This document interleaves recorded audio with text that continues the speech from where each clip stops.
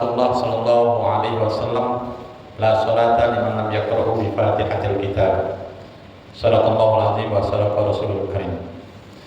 Yang saya hormati Ketua RW, Ketua RT, Ketua Masjid Ustaz Al-Qalbi, Bapak Ustaz Sudirman Asabi, serta dengan wakilnya, sekretaris bendahara dan pengurus yang lainnya, dan para anggota jamaah masjid yang dimuliakan Allah Subhanahu wa taala.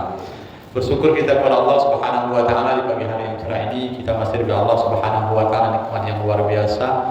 Kita termasuk insyaallah para pejuang-pejuang fisabilillah, walaupun suasananya begitu mungkin berat untuk datang ke masjid, karena kalau saya jarak mungkin setengah jam dari rumah ke sini, pas buka pintu pagar itu sudah mulai hujan.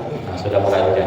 Memang sempat bertanya-tanya, ini kalau hujan terus ada jamaah atau tidak. Tapi karena memang sudah terikat dengan janji, al-wa'du dainun dalam peribahasa Arab, itu janji itu adalah hutang, dan kita sebisa mungkin untuk tetap berusaha menepati janji.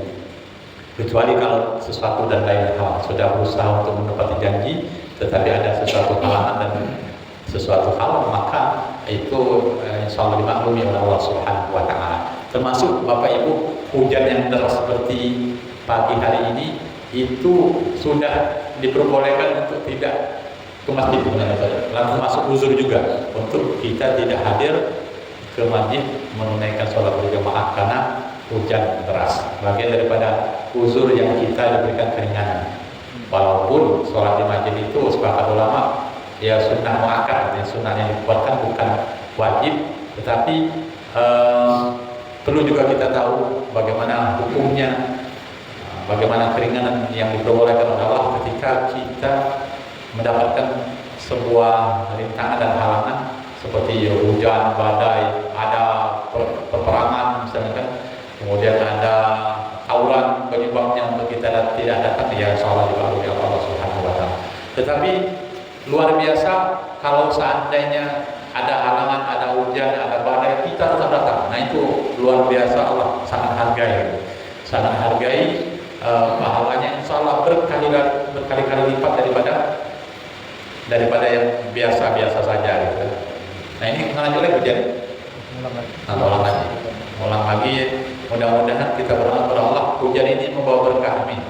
Allahumma shayyiban nafi'an. Ya Allah, jadikanlah berkah, jadikanlah hujan ini bermanfaat. Wa nazzilu minas sama, dan kami turunkan hujan dari langit. Allah yang menurunkan hujan dari langit. Jadi bukan sembarang turun hujan ini Bapak Ibu. Dalam surah Al-Baqarah ini memang Allah yang turunkan, Allah yang menentukan titik-titik tempat di mana hujan akan turun, dan sudah sesuai dengan kadarnya Bapak Ibu. Sesuai dengan kadarnya, yang membuat hujan ini membawa banjir itu bukan kadarnya berlebihan, tidak. Banyu itu, air itu memang cak dari dulu cak itulah jumlahnya. Di bumi ini kan banyu itu tidak lagi bertambah, misalnya dulunya 7 kaleng jadi 10 kaleng galonnya misalkan, tidak. Tapi memang kadarnya cak itulah jumlahnya. Nah hanya saja ketika Allah berkehendak, ibarat motor atau perahu itu dan oleng, banyunya miring ke kiri, perahunya miring ke kiri, maka banyu juga akan pindah ke kiri gitu kan, diolengkan ke kanan, maka banyak yang pindah ke kanan. Itu juga banjir. Ketika daerah tertentu Bapak Ibu, bukitnya, gunungnya kalau sudah kurang dari penghijauannya, nggak banyak perumahan dan sebagainya, maka rentan akan terjadi longsor, banjir dan lain sebagainya. Resapan yang dulunya resapan hujan, tempat airnya itu kembali, tempat airnya itu memang berteduh, istilahnya tempat air itu mengalir, kemudian kita tutupi, kita jadikan rumah, kita jadikan lapangan, kita timbun, ya sudah, banjir itu akan mengalir ke tempat yang lain. Maka ada istilah dulunya tidak banjir, kok sekarang jadi banjir gitu kan. Jadi bukan salah ibu yang mengandung, tetapi salah dakocan yang agak minggir gitu ya. Itulah jadinya pokoknya. Jadi bukan salah Allah Subhanahu wa taala, tetapi memang kata Allah Subhanahu wa taala fil barri wal bahri bima kasabat aydin nas. Jadi Allah memperlihatkan kekuasaannya.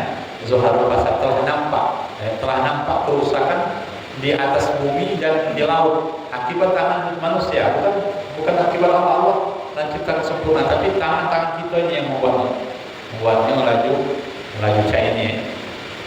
Nah, terjadi kerusakan di atas muka bumi, di darat dan di laut. Apa yang dilakukan Allah Subhanahu wa taala? Kalau pertemuan pertama, ini pertemuan ketiga, Ustaz. Ya, ketiga. Jadi pertama tentang sholat, masih juga tentang sholat yang kedua, dan sekarang masih tetap sholat juga.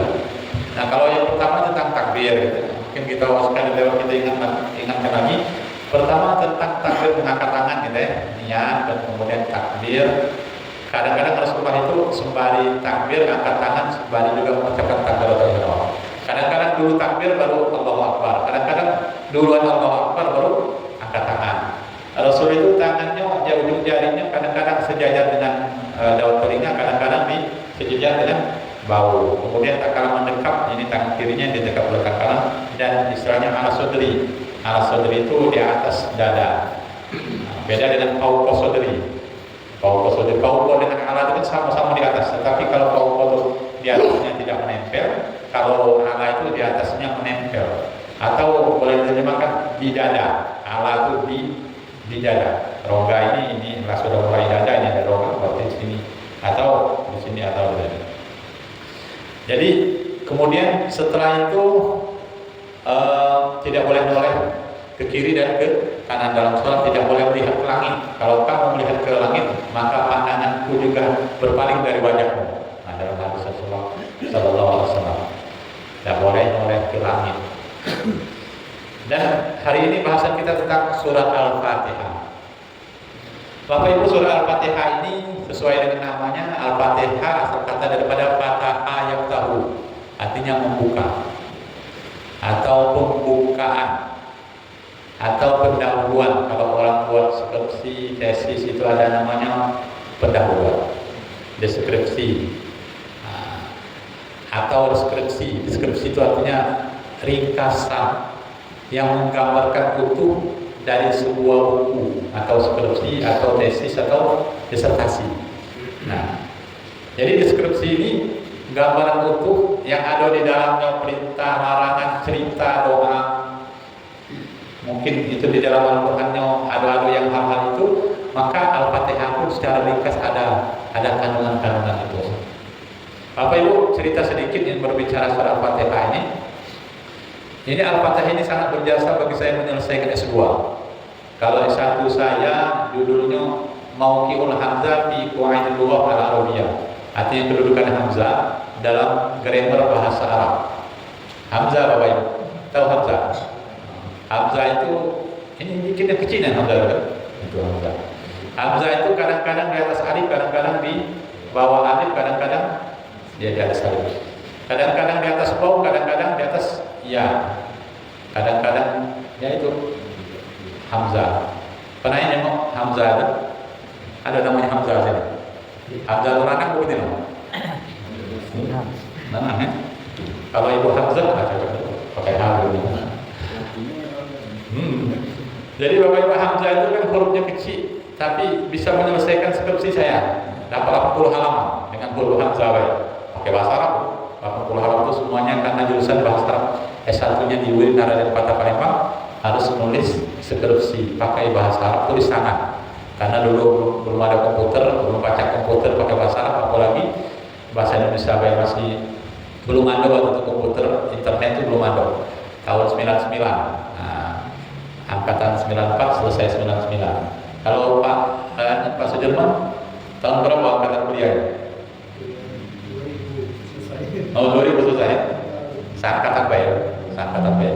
Aku wisudanya tahun 2000 Pak Dirman. Jadi 99 selesai, wisudanya 2000. Kalau kami itu istilahnya wisuda itu nunggu bareng-bareng dengan yang lainnya.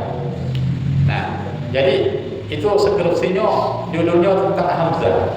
Bisa menyelesaikan skripsi.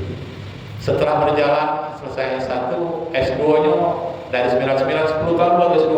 Tahun 2009 baru S2. Aku berpikir kalau S1 dulu dengan judulnya mudah menyelesaikan, S2 ini harus cari yang mudah ya, nggak usah cari yang sulit-sulit. Tesis. Judulnya Nilai-nilai pendidikan dalam surah Al-Fatihah.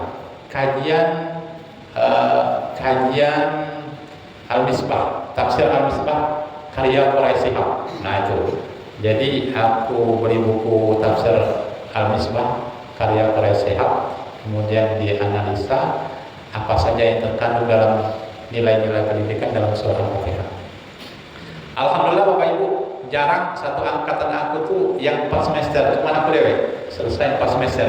Kawan tuh 5 semester baru selesai, ada 6 semester baru selesai, ada yang sampai sekarang tidak selesai.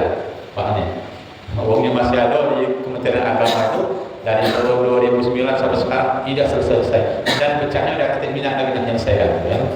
Iya. Jadi itu sampai ketemu terus semester 1, 2, 3, 4 ketemu terus, tapi setelah aku selesai dia pecahnya lagi lesu sampai sekarang tidak menyelesaikan. Jadi bukannya mudah, tapi kalau sekarang Bapak Ibu mudah. Sepertinya dipermudah, ada S2 online. Nah, kawan-kawan sekarang sedang menjalani S2 online. Jadi cukup di rumah, tidak pergi ke Palembang.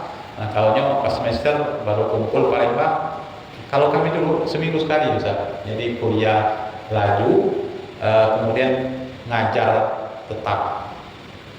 Kuliahnya berangkat Jumat sore, hari Sabtu Minggu kuliah, hari Senin lagi ngajar lagi. Jadi cuma izin hari Sabtu baik. Jadi Bapak Ibu yang dimuliakan Allah Subhanahu wa taala, Al-Fatihah sering disebut dengan Al-Fatihah ini sab'ul masani. Artinya 7 ayat yang senantiasa diulang-ulang. Jumlah ayatnya ada 7. Dari Bismillahirrahmanirrahim sampai Waladhdallin, hitung ayatnya 7. Nah, Al-Fatihah ini sering disebut dengan Ummul Kitab. Artinya ibunya Alkitab. Alkitab itu nama lain daripada Al-Quran. Atau sering disebut juga dengan Ummul Quran, induknya Al-Quran. Sering disebut dengan Asyifa.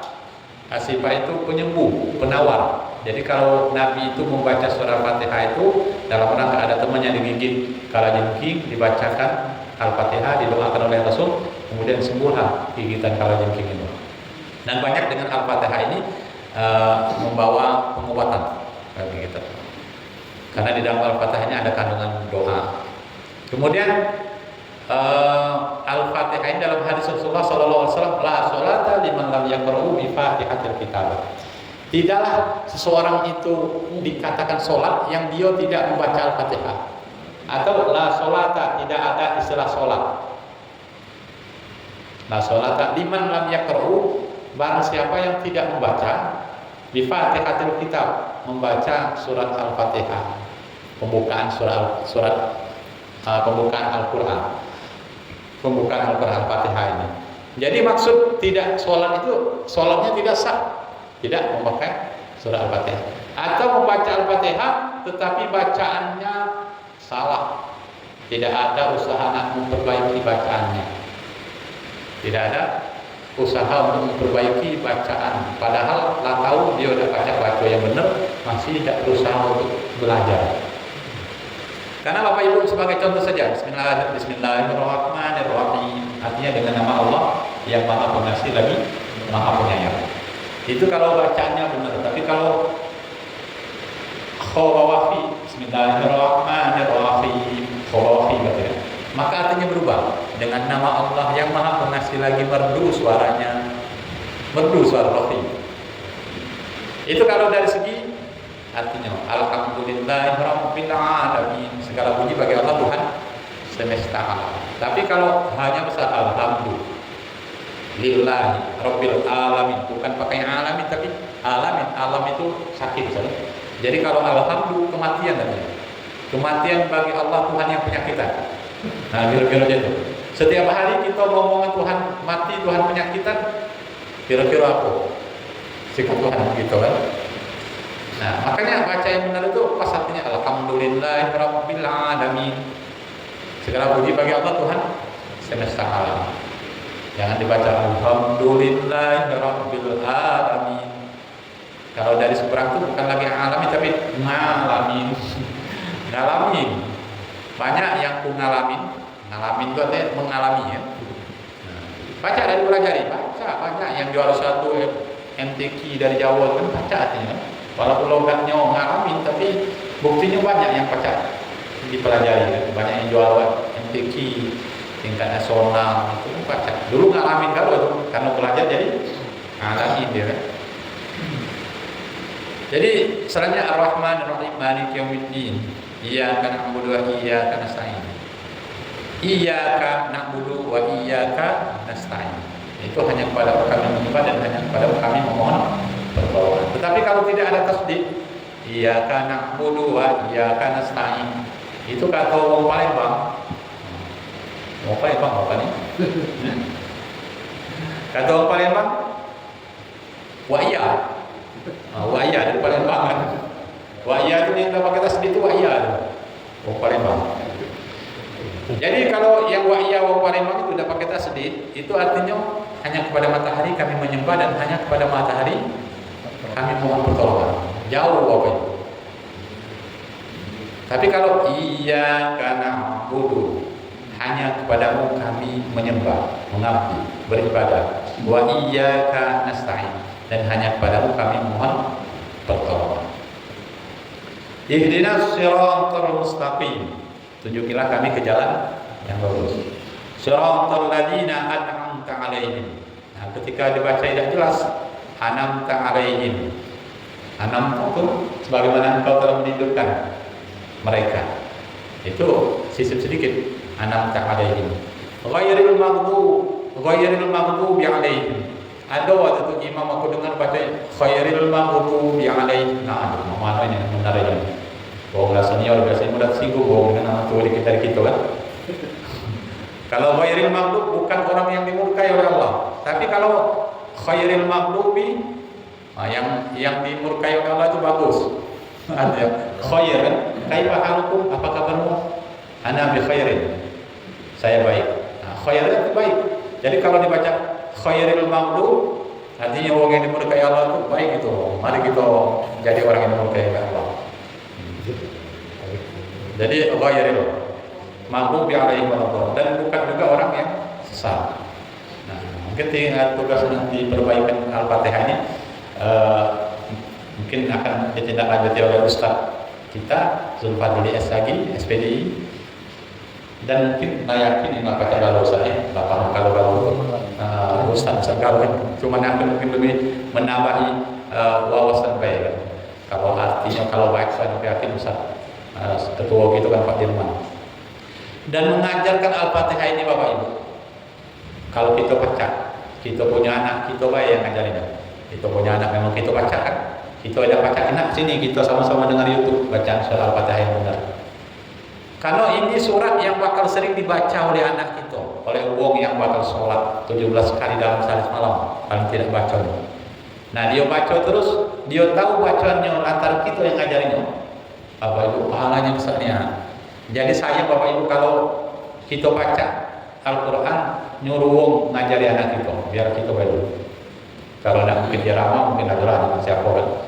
Nah kalau dipakam lagi kan mungkin kita belum pakamnya kan sudah serahkan pusatnya. Artinya dari nilai pahala Bapak Ibu, dari nilai pahalanya saya kalau dia mengalir ilmu yang bermanfaat ini, amal jariah ini kita dapat tapi tidak banyak ego dapat kan. Dapat oleh orang lain mungkin kan. Kita hanya sekedar donatur juga ya, orang tua minjem duit untuk anak-anak kau belajar sana.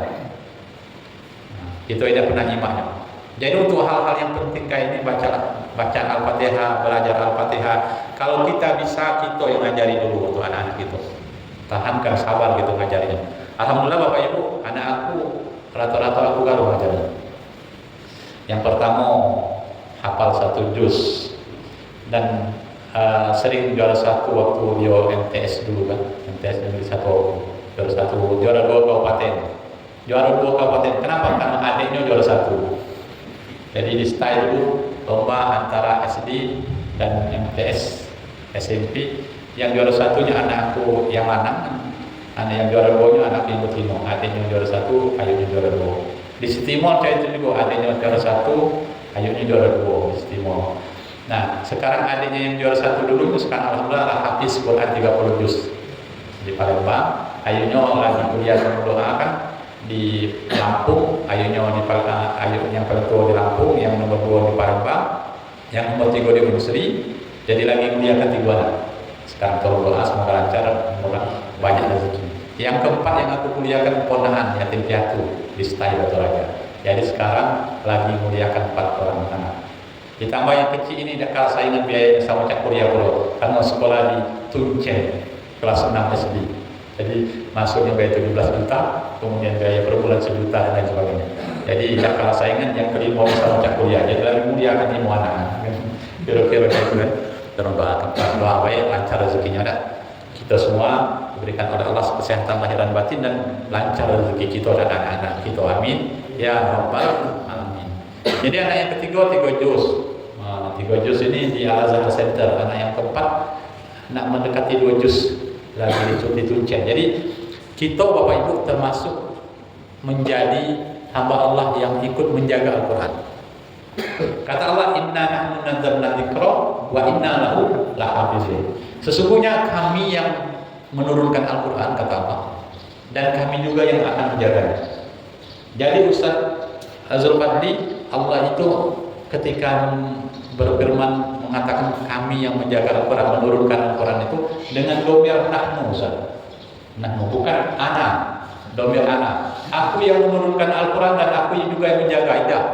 Jadi Allah itu menggunakan domir nahnu yang artinya kami atau kita, bukan saya. Kami yang menurunkan Quran dan kami juga yang menjaganya. Nah, kenapa kami menggunakan domir nahnu bukan ana? Karena pertama nahnu ini menunjukkan ikhtiar, memuliakan atau mengagungkan. Dan mana lain pernah aku dengar dari Ustaz saya, Ustaz Nawawi Deji. Nah, itu guru saya tahfiz Quran waktu di Palembang kuliah dulu. Beliau menjelaskan nahnu, kenapa Allah menggunakan nahnu. Itu menunjukkan bahwa Allah menurunkan Al-Quran bisa beliau sendiri, tetapi Allah tetap melibatkan makhluknya. Pertama siapa? Para malaikat. Malaikat Jibril. Nah, ketika di Lauhul Mahfuz, la yamassuhu illa mutahharun. Tidaklah Al-Quran itu, kata Allah, disentuh kecuali oleh yang suci. Nah, ketika di Lauhul Mahfuz itu Quran turunnya oleh Allah utuh 30 juz, kemudian berangsur-angsur turun ke bumi oleh malaikat Jibril. Ketika di Lauhul Mahfuz itu Allah jelaskan bahwa Al-Quran ini tidak tersentuh, tidak disentuh kecuali oleh hamba Allah yang suci. Jadi di situ bukan la-nya itu la nahi, bukan la larangan situ. Tidaklah boleh disentuh Al-Quran ini, bukan seperti itu bahasanya. Tapi oleh orang-orang, kecuali oleh orang suci. Tapi la yamassuhu itu artinya tidaklah disentuh Al-Quran ini kecuali oleh hamba-hambanya yang suci. Itu ketika Al-Quran berada di Lauhul Mahfuz.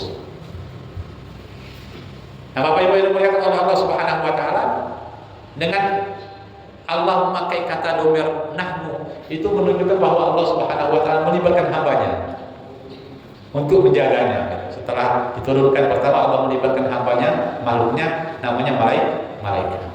Kemudian Allah melibatkan hambanya, malaikat itu turun kepada Nabi Muhammad. Allah melibatkan Nabi Muhammad untuk menjaganya, dan Nabi Muhammad hafal Al-Quran 30 juz ini. Kemudian ditularkan hafalannya kepada para sahabat. Ditularkan oleh sahabat dan tabi-tabi itu ke kita-kita ini, bahkan sekarang mungkin hampir sejutaan orang di seluruh dunia ini hafal Al-Quran. Yang hafal Al-Quran. Nah, di sini Bapak Ibu dengan penjelasan nahnu nazzalna dzikra wa inna lahu lahafizun. Inna nahnu nazzalna dzikra wa inna lahu lahafizun. Sesungguhnya kami yang menurunkan Al-Quran dan kami juga yang akan menjaganya. Di sini Allah meminta kita untuk sama-sama, untuk kamu tuh ikut menjaganya juga dengan menghafal. Jadi kalau bisa anak masukkan dalam rumah tahfiz atau pesantren tahfiz Quran, atau di madrasah yang di sana mempelajari Al-Quran. Karena dengan itu Bapak Ibu kita terlibat dalam hamba Allah yang menjaga Al-Quran. Kembali Bapak Ibu kepada surah Al-Fatihah. Al-Fatihah ini ayat yang pertama Allah awali dengan Bismillahirrahmanirrahim. Tadi Ustaz Zulfadli SPDI beliau mengawali sebuah hadis. Kullu amrin di balin la yubda'u fihi bi Bismillahirrahmanirrahim fahuwa aqwa, kata beliau. Setiap perbuatan yang baik yang tidak diawali dengan basmalah, ucapan bismillahirrahmanirrahim, maka terpotong, terputus dari keberkahan atau sedikit sekali berkahnya dalam hadis lain. Nah, artinya Al-Fatihah ini sudah mengawali menghadirkan nama Allah dengan ucapan bismillah. Bismillah. Kalau kita tidak menghadirkan nama Allah, istilah menghadirkan nama Allah itu kita pegawai itu sudah mulai niat ikhlas karena Allah. Apapun pekerjaan kita yang baik tentunya, maka mulailah dengan bismillah. Biar pekerjaan kita itu, amal kita itu, tugas kita itu ada pahalanya Bapak ya. Tapi kalau tidak diawali dengan bismillah, ya dapat duit baik karena kita pegawai mungkin kan. Kita olahraga dapat sehat baik. Kita nyari nafkah dapat rezeki baik, kita minum dapat sembuh haus baik, kita makan dapat kenyang baik, itu dapat. Tetapi tidak dapat berkah dari Allah dan tidak dapat pahala dari Allah dan tidak dinilai pahala, dinilai ibadah di sisi Allah karena kita tidak menghadirkan nama Allah dalam aktivitas kita. Maka sering kita dengar, mari kita buka dengan baca basmalah untuk mengambil berkah dan mengawali pekerjaan kita. Nakhtatim bi qiraatil basmalah. Mari kita buka dan baca basmalah. Jadi Allah langsung mencontohkan lewat ayat yang pertama dalam surah Fatihah ini basmalah itu. Bismillahirrahmanirrahim. Dengan nama Allah yang Maha Pengasih, Ar-Rahman. Nama Allah yang pertama itu Ar-Rahman. Nama Allah yang kedua itu Ar-Rahim. Ar-Rahman itu Allah Maha Pengasih.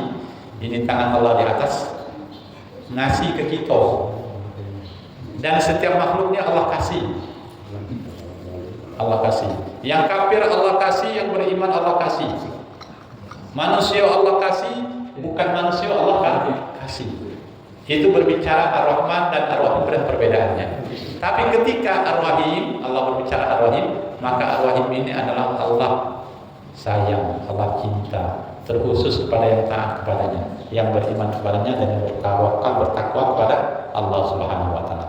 Kita ninjuk kalau oleh Allah kebutuhan dan rezeki, makan dan minum, bernapas di atas muka bumi ini tanpa terkecuali Bapak Ibu.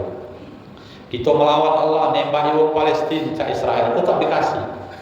Nah, memblokade total warga Gaza sampai anak-anak kelaparan, ibu-ibu kelaparan, meninggal dunia 60.000 yang meninggal dunia di Gaza. Israel itu masih dikasih oleh Allah, makan, kebutuhan cukup masih. Padahal dia nembak orang beriman. Orang yang beriman yang tembak yang tinggal itu mungkin syahid di mata Allah. Kelihatannya sedih, kita nengoknya mati dan sebagainya, tapi mereka masuk surga Allah. Nah, Israel masih dikasih, itu bukti Allah Maha ngasih.